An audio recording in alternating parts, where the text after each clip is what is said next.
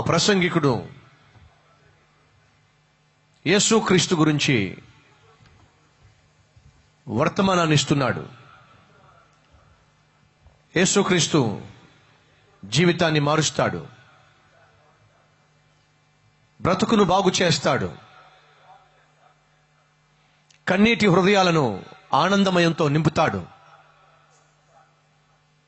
అనగారిపోయిన జీవితాలను, అంటరాని వారిని కూడా చేరదీస్తాడు. ఆ యేసును నమ్మిన వారికి పాప క్షమాపణ, ఆ యేసును విశ్వసించిన వారికి పరలోక భాగ్యము. ఈ సత్య సువార్తను ఆ సంఘ కాపరి లేదా ఆ సువార్తికుడు ఆ రోజు బోధించాడు. బోధించిన తరువాత ప్రార్థన చేశాడు. ప్రార్థన అయిపోయింది. వాక్యం విన్నవారు మెల్లమెల్లగా నడుస్తూ బయటికి వెళ్తున్నారు. ఈ లోపట ఒక అడుక్కునేవాడు భయంకరమైన కంపు కొడుతూ చింపిరి జుట్టుతో మాసిపోయిన గడ్డంతో నెమ్మదిగా మందిరంలోకి అడుగు పెట్టాడు. అలా అడుగు పెట్టి నెమ్మదిగా పాస్టర్ గారి దగ్గరికి వస్తున్నాడు. ఆ సేవకునికి కొంచెం కోపం వచ్చింది, బాధ అనిపించింది.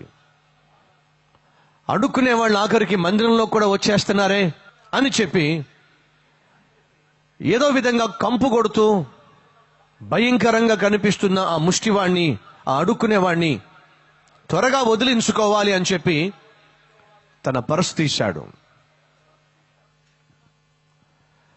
దగ్గరకు వస్తున్న ఆ అడుక్కునేవాడిని చూసి పర్సు తీసి ఆ పర్సులోంచి 10 రూపాయలు తీసి అతనికి ఇవ్వబోతున్నాడు. అలా ఇవ్వబోతున్నప్పుడు ఆ అడుక్కునేవాడు అంటున్నాడు, నాకు కావాల్సింది మీరిచ్చే ఆ డబ్బు కాదు, ఎంత కావాలో చెప్పండి, అంత డబ్బు నేను ఇస్తాను అని కుడి జేబులో నుంచి అడుక్కోగా వచ్చిన డబ్బులు తీశాడు. ఎడం జేబులో నుంచి మరికొంత డబ్బు తీశాడు. పై పాకెట్లో నుంచి, వెనక పాకెట్లో నుంచి డబ్బులు తీశాడు. చేతిలో పట్టుకున్నాడు. ఎంత కావాలో అంతా మీరు తీసుకోండి అన్నాడు. పాస్టర్ గారికి ఏం అర్థం కాల. అడుక్కునేవాడిని చూశాను, దానం చేస్తే స్వీకరించేవాడిని చూశాను, కానీ ఈ అడుక్కునేవాడు వింతగా ఉన్నాడేమిటి, తిరిగి నాకే డబ్బులు ఇస్తానంటున్నాడేమిటి? దోశ నిండా డబ్బులున్నాయి. సేవకునికి డబ్బులు ముందు పెట్టి అంటున్నాడు, ఎంత డబ్బు కావాలో అంత డబ్బు మీరు తీసుకోండి, కానీ ఇందాక మీరు అన్నారే, ఎవరో యేసయ్య గురించి మాట్లాడారే, ఆ యేసయ్య ఎక్కడుంటారో, ఎక్కడ దొరుకుతాడో నాకు చెప్తారా? నేను వచ్చింది డబ్బుల కోసం కాదు, నేను వచ్చింది నన్ను బాగు చేయగలిగిన వాడు ఉన్నాడని చెప్పారుగా, ఆయనను కలుసుకోవడానికి వచ్చాను. ఆ యేసు ఎక్కడుంటాడో నాకు చెప్తారా? ఒక అడుక్కునేవాడికి డబ్బుంది, కానీ వాడికి ఏం లేదంటే ప్రేమించేవాళ్ళు లేరు, ఆదరించేవాళ్ళు లేరు, అర్థం చేసుకునేవాళ్ళు లేరు. ఆ అడుక్కునేవాడు అంటున్నాడు, రేపో మాపో చచ్చిపోతాను, చచ్చిపోయిన తర్వాత ఎక్కడికి వెళ్తానో నాకు తెలియదు, కానీ మీరు మాట్లాడుతున్నప్పుడు పరలోకం ఉందని, ఆ పరలోకానికి ఆ యేసు తీసుకెళ్తారని మీరు చెప్తూ ఉంటే నాకు నమ్మకం కుదిరింది. ఆ యేసు నమ్మితే నాకు పరలోకంలో స్థానం ఉంటుందని. ఆ యేసు ఎక్కడ దొరుకుతాడో నాకు చెప్తారా?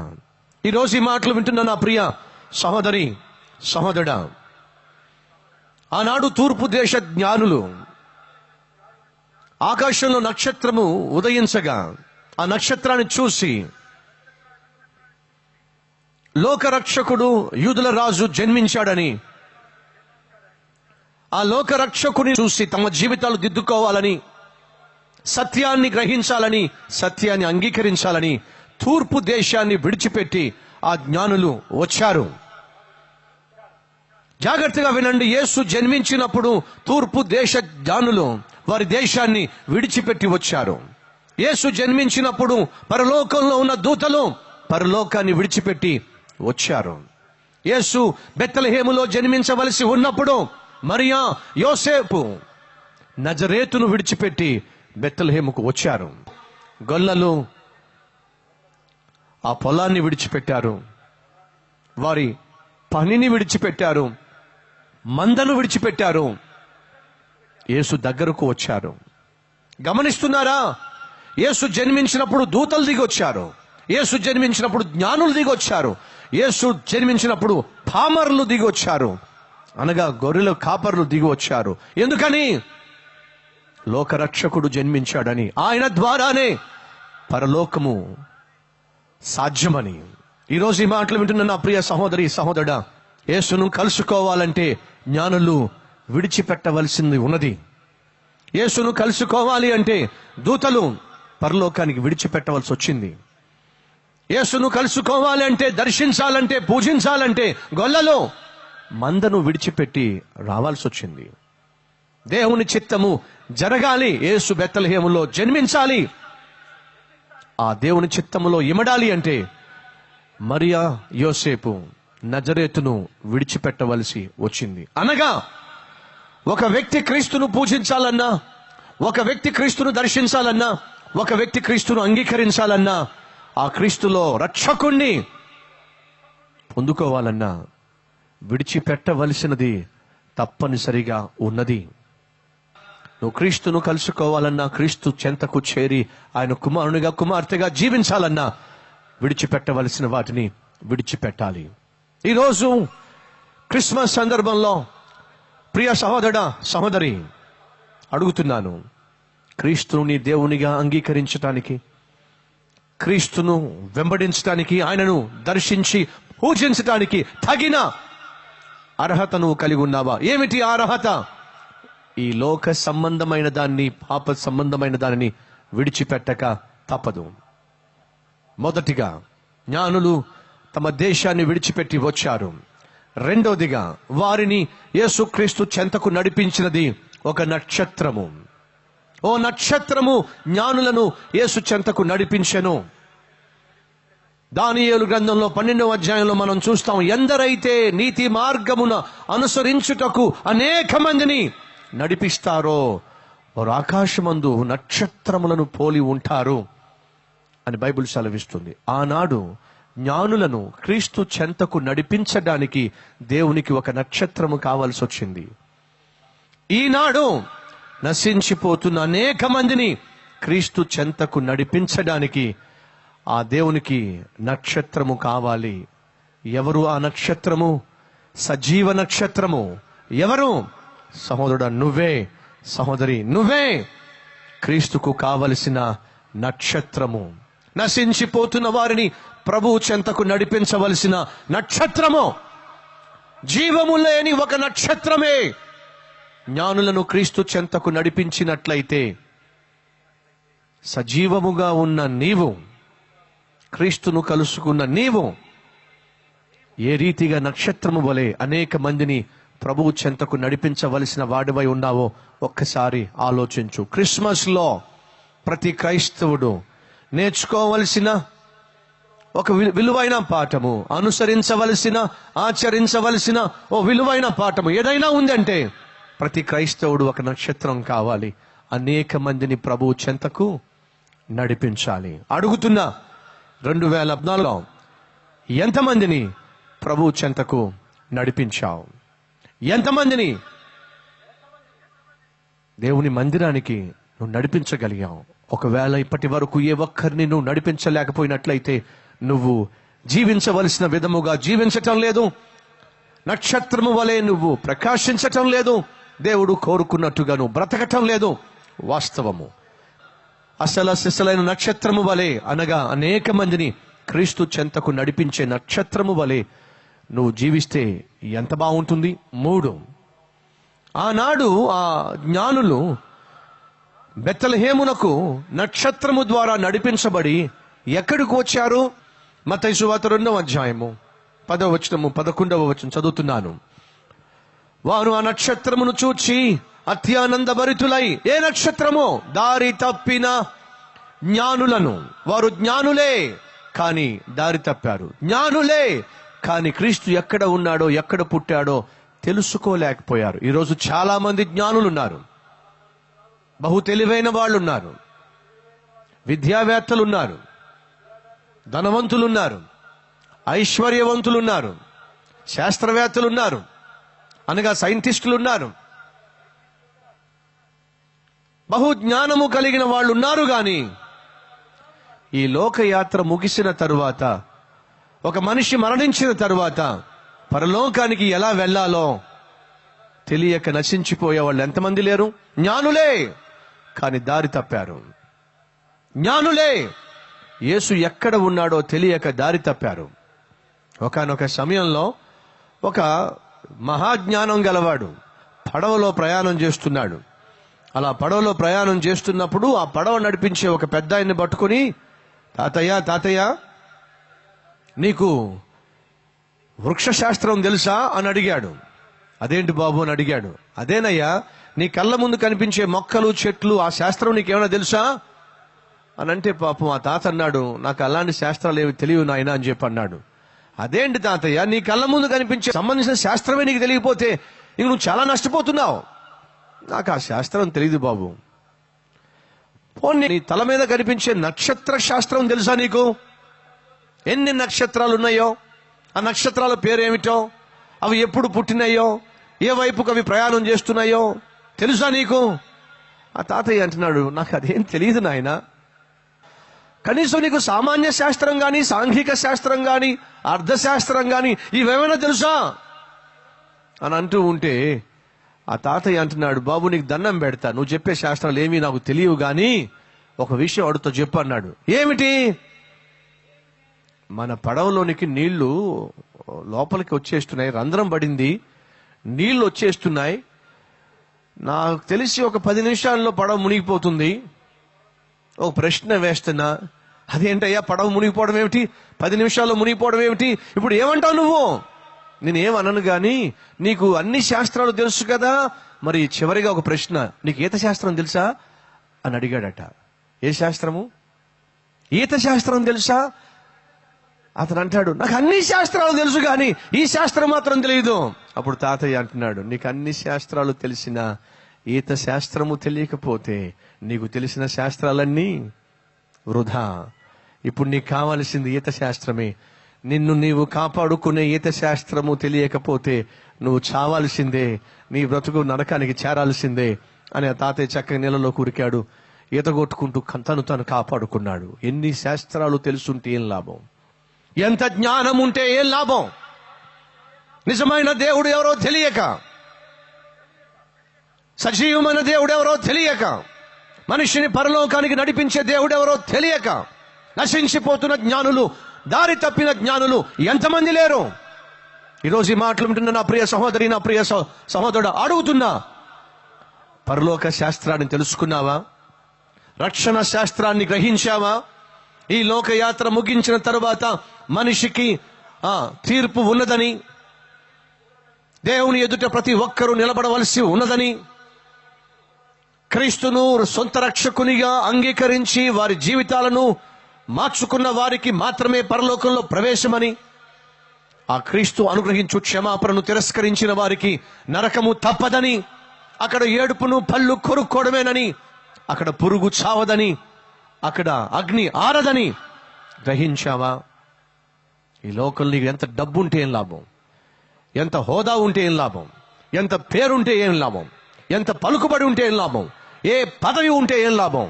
పరలోకంలో తలదాచుకోవడానికి కొంచెము స్థలము నువ్వు సంపాదించలేకపోతే, ఒకడు లోకమంతయు సంపాదించి తన ప్రాణమును తన ఆత్మను కోల్పోయిన ఎడల, పోగొట్టుకునే ఎడల ఏం ప్రయోజనం? అడుగుతున్నాను సహోదరుడా, అడుగుతున్నాను సహోదరి,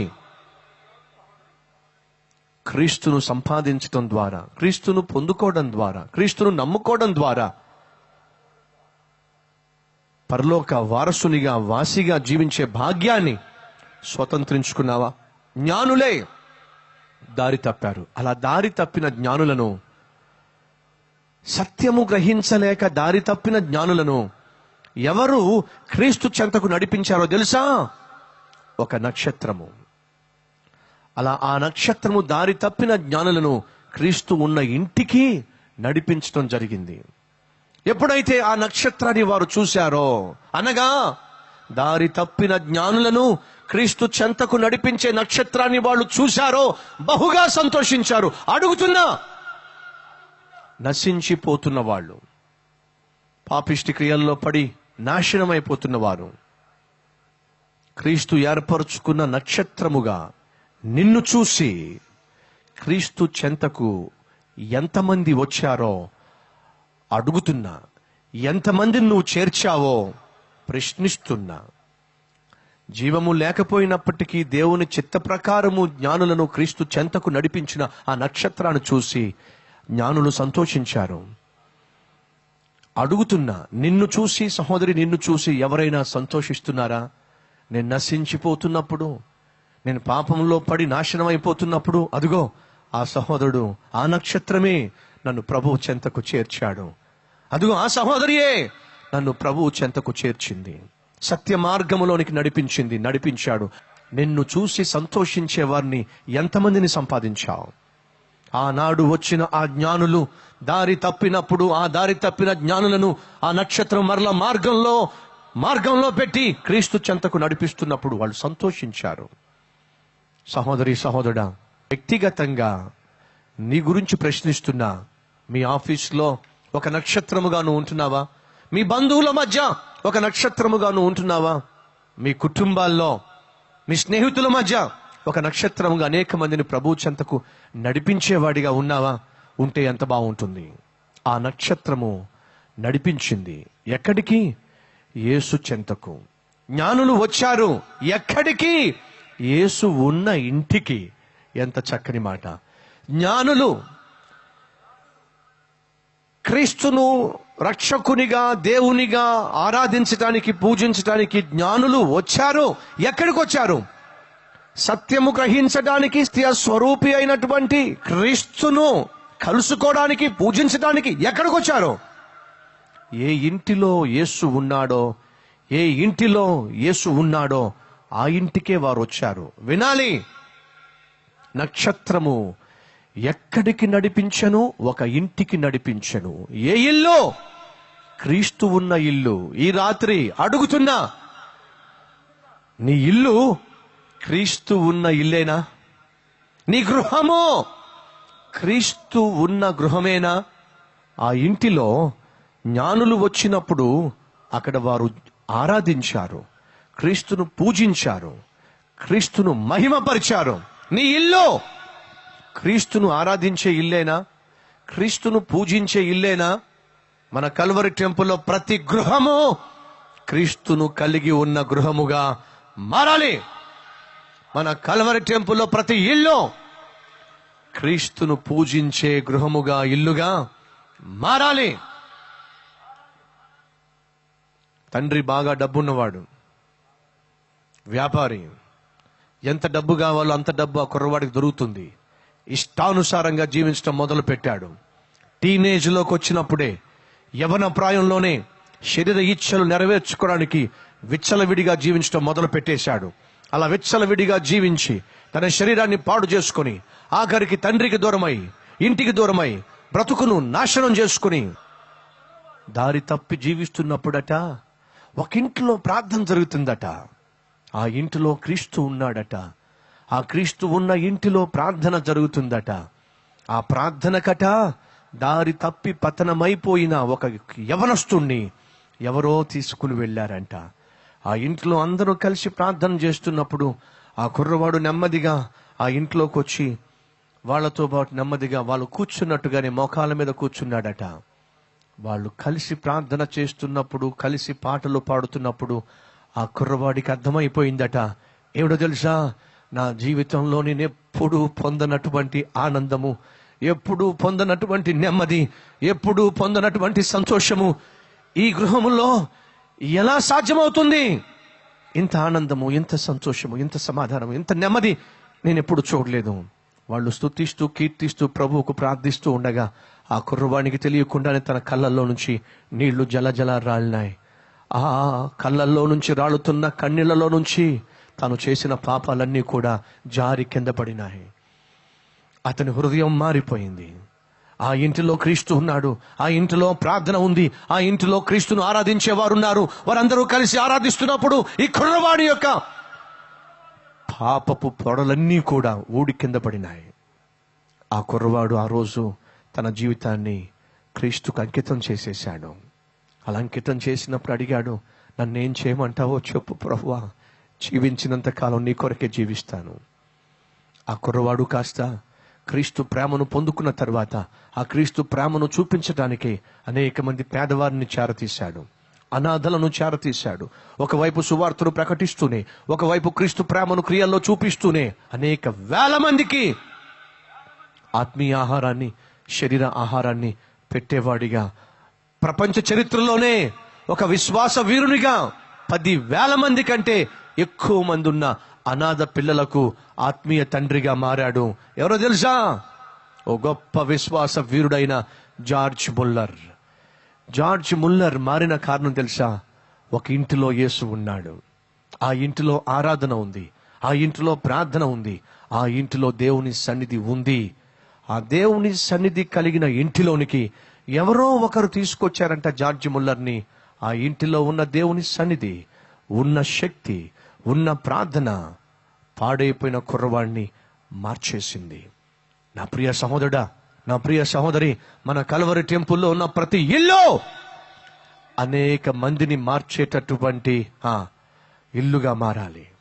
అనేక మంది జీవితాలకు క్రీస్తును పరిచయం చేసే గృహముగా మారాలి. ఒకవేళ ఆ రోజు ఆ ఇంటిలో నామకార్థ క్రైస్తవులే ఉన్నట్లయితే, ఒకవైపు ప్రార్థన చేస్తూనే మరొక వైపు సినిమాలు చూసే క్రైస్తవులు అయితే, ఒకవైపు ఇంటి పైన స్టారు పెట్టి ఇంటి లోపల బారు పెట్టే వాళ్ళు అయినట్లయితే, పైకి మాత్రము భక్తులుగా కనిపిస్తూ లోపట నీచమైన కార్యాలు చేసే నామకార్థ క్రైస్తవులైతే ఆ కుర్రవాడు మారేవాడా? అడుగుతున్నా. ఒకవేళ దారి తప్పిన ఒక కుర్రవాడు మీ ఇంటిలోనికి వస్తే, పాడైపోతున్న పతనమైపోతున్న మీ పక్కింటి అబ్బాయి, పాడైపోతున్న పతనమైపోతున్న యవన ప్రాయంలో నశించిపోతున్న నాశనం అయిపోతున్న యవన ఇచ్చలకు బానిస అయిపోతున్న ఒక అమ్మాయి మీ ఇంటిలోనికి వస్తే, మీ ఇంటిలో ఉన్న దేవుని శక్తి, మీ ఇంటిలో ఉన్న దేవుని ఆత్మ, మీ ఇంటిలో ఉన్న దేవుని ప్రేమ, మీ ఇంటిలో ఉన్నటువంటి ప్రార్థన ఆ అమ్మాయిని గాని ఆ అబ్బాయిని గాని మార్చగలదంటారా? అటువంటి ఆత్మీయత, అటువంటి దేవుని సన్నిధి, అటువంటి దేవుని యొక్క శక్తి, అటువంటి దేవుని యొక్క ప్రసన్నత మన గృహాల్లో ఉందంటారా? అడుగుతున్నా. ఆనాడు జ్ఞానులు వచ్చారు. ఎక్కడికి వచ్చారు?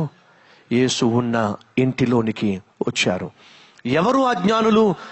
లోకానుసారంగా జ్ఞానులే గాని ఆత్మానుసారంగా క్రీస్తును కలుసుకోకపోతే అజ్ఞానులుగానే మిగిలిపోయేవాళ్ళు. ఆనాడు ఆ జ్ఞానులు ఆ ఇంటిలో క్రీస్తును కలుసుకున్నారు. క్రీస్తును కలిసి ఆయన ఆరాధించి పూజించి సత్యమును తెలుసుకొని బయటకు వెళ్ళారు. అడుగుతున్నా, నీ ఇంటిలోనికి ఎవరైనా వచ్చినట్లయితే క్రీస్తును కలుసుకుని వెళ్ళగలుగుతున్నారా? నీ ఇంటిలో ఎవరైనా అడుగు పెట్టినట్లయితే క్రీస్తు ప్రేమను చూసి వెళ్ళగలుగుతున్నారా? నశించిపోతున్న స్థితిలో, నాశనం అయిపోతున్న స్థితిలో, పాపంలో పతనమైపోతున్న స్థితిలో నీ ఇంటిలో అడుగు పెట్టి పాప క్షమాపణను పొందుకొని రక్షకుణ్ణి కలుసుకొని ఆ రక్షకునికి సాక్షులుగా జీవించడానికి మన ఇంట్లోంచి బయటికి వెళ్ళే విధంగా మనం జీవించగలుగుతున్నామా? క్రిస్మస్, క్రైస్ట్ ప్లస్ మాస్, క్రీస్తును ఆరాధించటమే నిజమైన క్రిస్మస్. దురదృష్టం ఏమిటంటే క్రిస్మస్ అంటే కేవలం మందిరాల్లో జరిగేటటువంటి పండగే కాదండి. నిజమైన క్రిస్మస్ ఏమిటో తెలుసా? గృహములో జరగాల్సిన సెలబ్రేషన్. ప్రతి ఇంటిలో క్రీస్తు ఆరాధించబడినప్పుడే, ప్రతి ఇంటిలో క్రీస్తు మహిమపరచబడినప్పుడే, ప్రతి ఇంటిలో కుటుంబంగా మనం కూడుకొని క్రీస్తును పూజించగలిగినప్పుడే అసలు సిసలైన క్రిస్మస్ మన గృహంలో మనం చూడగలుగుతాం. ఈ రాత్రి ఎందరైతే ప్రభువా నిన్ను రక్షకునిగా అంగీకరించారో వారు ఈరోజు మరొక తీర్మానం తీసుకుంటున్నారు. ఏమని? రక్షించబడిన నేను నశించిపోతున్న వారికి ఒక నక్షత్రము వలె జీవించాలి. అనేక మందిని క్రీస్తు చెంతకు నడిపించే నిన్ను ఒక నక్షత్రం కావాలి. నన్ను చూసిన వారు ఆనందించాలి, సంతోషించాలి. అంతేగాని ఏడవకూడదు, దుఃఖించకూడదు. దుఃఖాన్ని పుట్టించేవాడిగా నేను ఉండను, ఆనందాన్ని పంచేవాడిగానే ఉంటాను. నా ఇంటిలో ఎవరు అడుగు పెట్టినా వారు నీ సన్నిధిని అనుభవించాలి, నీ శక్తిని అనుభవించాలి. నీవు మాత్రమే అనుగ్రహించగలిగిన పాప క్షమాపణ అనుభవాన్ని పొందుకోవాలి. అయ్యా, రక్షణ గృహముగా నా ఇంటిని మార్చు నాయన. ఎంతో మంది నా ఇంటికి వస్తున్నారు, వెళ్తున్నారు.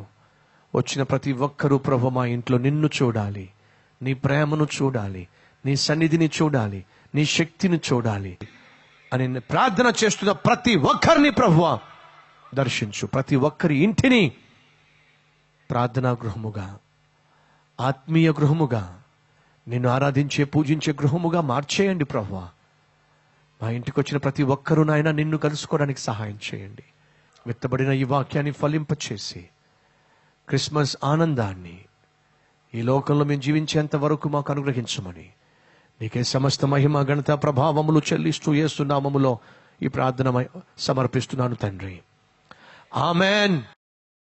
పండుగంట కళ్ళలోన కాంతులంట ఎందుకే కోయిలా, చెప్పవే చెప్పవే కోయిలా, మల్లె పూల మంచు తల్లి మందిరాన కురిసి నేడు ఎందుకే కోయిలా, చెప్పవే చెప్పవే కోయిలా.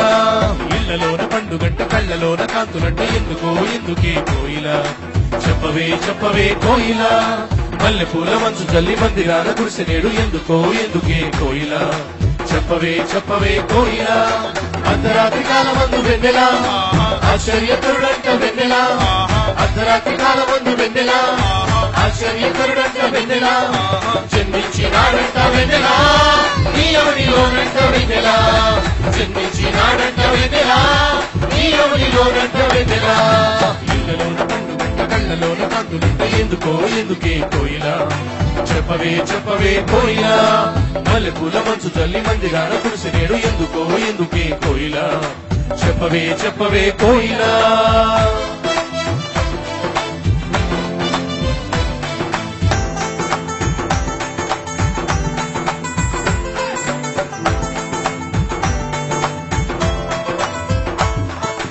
ఏ ఊరు ఏ వాడ ఏ దిక్కు పుట్టినాడు కోయిలా, చెప్పవే చెప్పవే కోయిలా, ఏ ఊరు ఏ వాడ ఏ దిక్కు పుట్టినాడు కోయిలా, చెప్పవే చెప్పవే కోయిలా.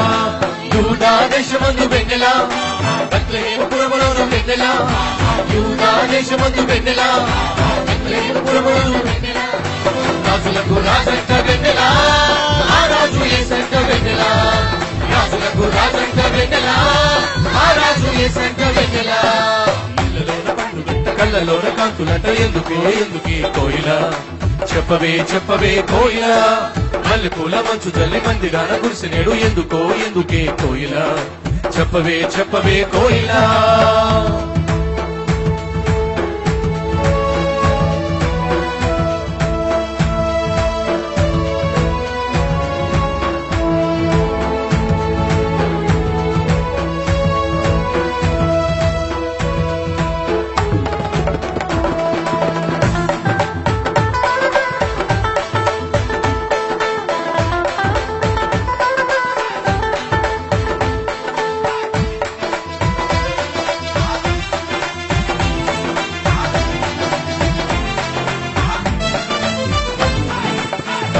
దారిలోనే వచ్చినారు ఎవరే కోయిలా, చెప్పవే చెప్పవే కోయిలా, చూపు దారిలోనే వచ్చినారు ఎవరే కోయిలా, చెప్పవే చెప్పవే కోయిలా.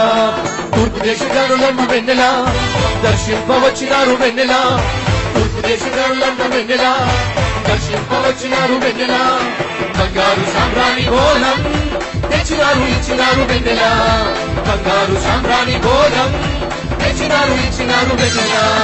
ఇళ్లలోన పండుగంట కళ్ళలోన కాంతులంట ఎందుకే కోయిలా, చెప్పవే చెప్పవే కోయిలా, మల్లెపూల మంచు తల్లి మందిరాన కురిసి నేడు ఎందుకే కోయిలా, చెప్పవే చెప్పవే కోయిలా.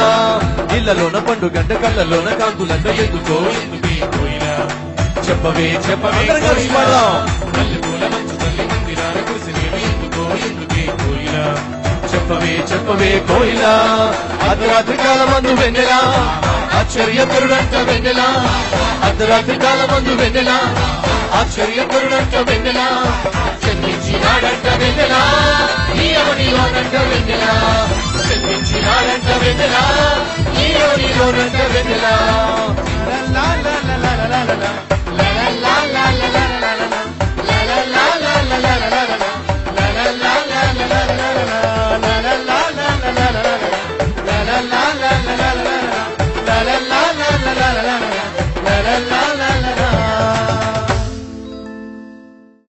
Address Calvary, post box number 30, Kukatpally, Hyderabad 72.